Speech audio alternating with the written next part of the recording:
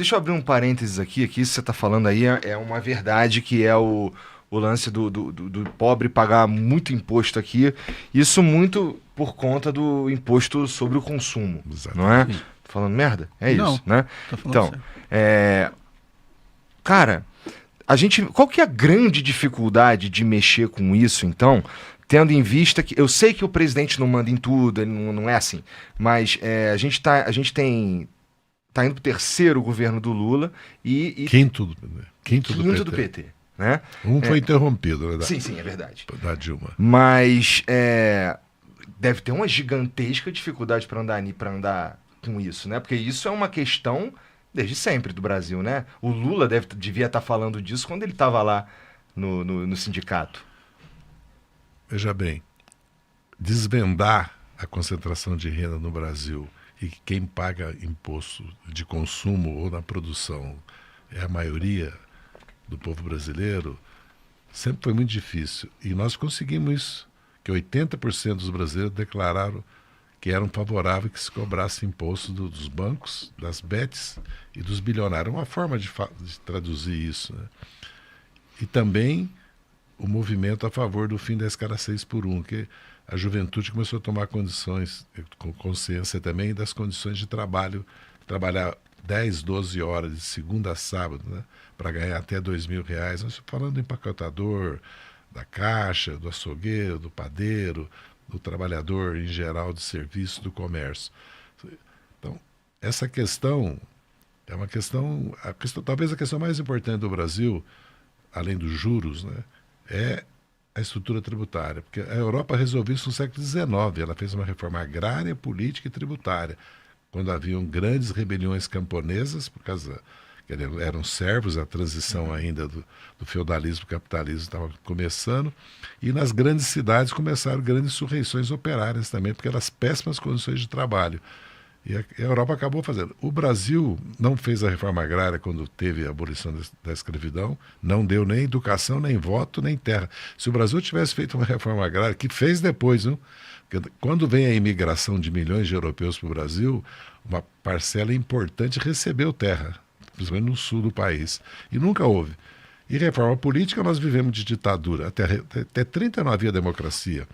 De 37 a 46 foi a ditadura do Estado Novo, e de 64 até 85, ou a Constituinte 88, também nós tivemos uma ditadura.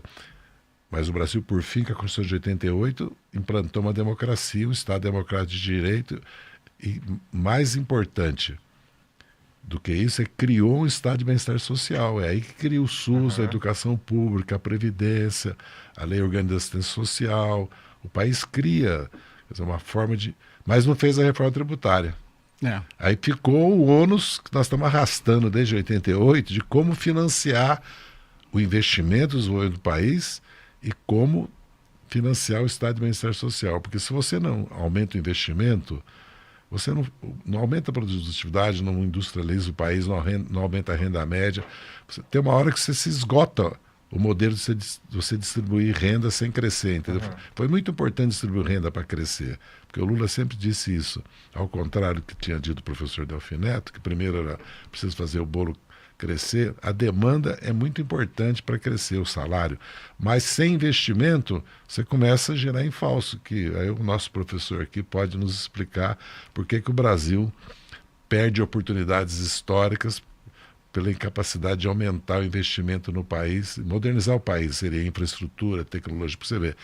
Se nós olharmos o mundo hoje, a corrida tecnológica que levava 50 anos, né? Depois levava 30, agora leva 5 anos, muda.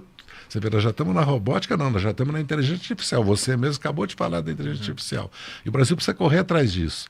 Como a nossa infraestrutura. Nós não temos uma autopista que liga Belém a São Luís, Porto Alegre a Belém ou São Luís. E nem as capitais que não são litorâneas, autopista como a Bandeirantes, falando autopista, 4 pistas de cada lado, com estrutura, tudo.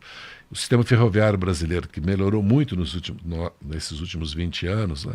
Inclusive a Transnortina vai ficar pronta, a Ferro Norte foi feita, a rodovia essa que ligou o sul para o norte também foi feita, os portos do país estão se modernizando, os aeroportos também, mas nada que se comparado com aquilo que o Brasil necessita. Então, essa é a questão de fundo no Brasil, isso, a concentração de renda, a estrutura tributária e o juro alto. Porque pensa bem, o consignado é certeza que você vai receber, porque desconta na tua folha de pagamento.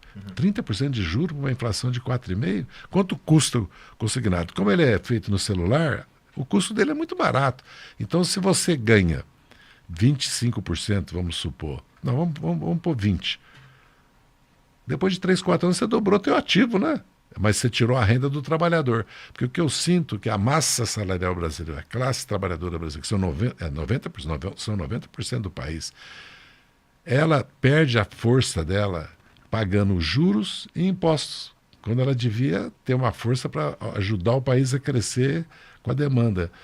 Essa expropriação da renda, inclusive da produção, do comércio, do serviço pelo capital financeiro no Brasil, porque nós temos o capital financeiro, os rentistas, aqueles que vivem de renda, mas temos aqueles que são os intermediários disso, que estão ganhando mais às vezes que os rentistas, que é a Faria Lima, né, que a gente chama. Então, quando foi tomada a consciência disso, foi muito importante, porque o país começou a discutir, porque o importante é que, por que nós não mudamos isso? Por causa do Congresso Nacional. O Executivo e o Judiciário, quem faz as leis é o Congresso.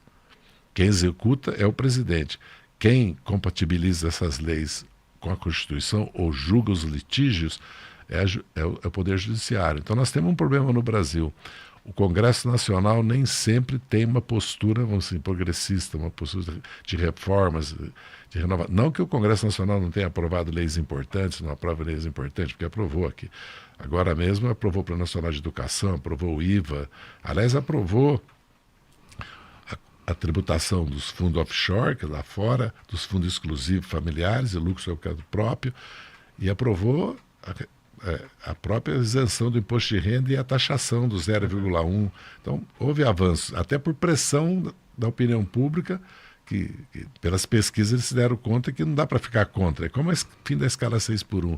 É difícil o Congresso não aprovar. O Congresso pode querer dar um prazo de 10 anos, há uma tendência de querer dar uma bolsa para os empresários, quer dizer, diminuir os impostos do empresário, mas falar não, sabendo que 70%, 80% do país aprova isso, porque realmente há uma insatisfação muito grande da juventude hoje, há uma desilusão, falta de esperança, porque passa ano e a vida não melhora. Apesar que o Brasil melhorou muito nesses últimos 30 anos, é só lembrar de qualquer cidade nossa 30 anos atrás e ver a cidade hoje, o Nordeste principalmente do país, ou mesmo eu, por exemplo, que vivi lá em Cianorte, Cruzeiro do Oeste. Cianorte, em 1975, era um buraco, porque tinha acabado o café pela geada, havia uma crise muito grande, então os armazéns abandonados, a rodoviária com uma luz piscando sem acender, os hotéis meio abandonados. Hoje você vai a Cianorte, você cai de costa. Então como é que o Brasil não mudou? Cianorte hoje é uma potência de moda, potência de roupa, exportação de roupas de criança, potência agropecuária, tem aeroporto, tem uma área verde fantástica, é uma cidade, né, e toda aquela região. Então, o Brasil muda, mas a desigualdade ainda é o grande problema do Brasil.